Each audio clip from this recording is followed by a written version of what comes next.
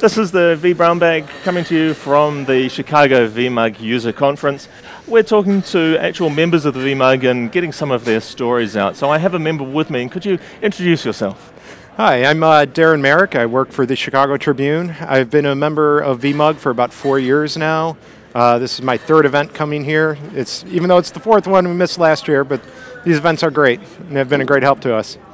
Great, and we were talking just before we started about a rather challenging issue that you're having, and it's one that I've heard other customers having before as well, and it's particularly painful. Would you like to run us through a little bit about this issue and its symptoms?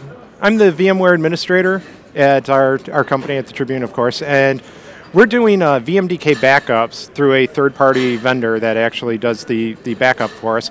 And one of the issues that we have is when the backup actually happens, it takes a snapshot, backs up the VMDK, and removes the snapshot.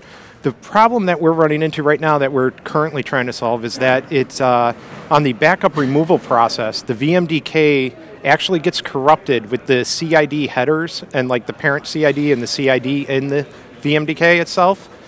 They get corrupted, the VM actually shuts down, which causes an outage because the whole VM powers off. Now, that's very painful for us because most of our backups go overnight. We have people on call. So the Windows or Unix team members will get the call about a server being down. They can't get it to power on because of the CID mismatch.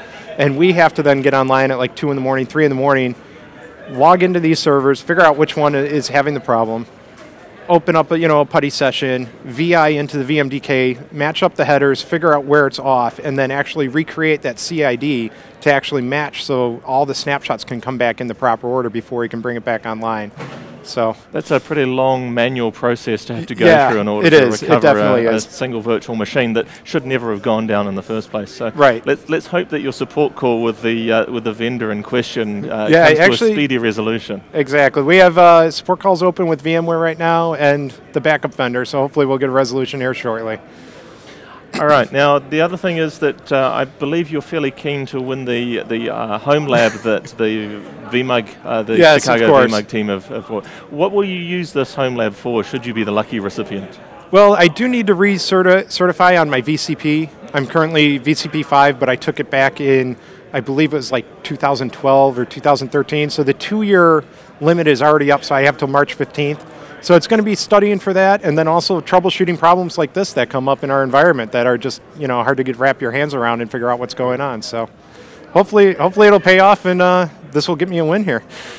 Well, the very best of luck to you, Darren, and thank you very much for bringing your story. All right, I appreciate it.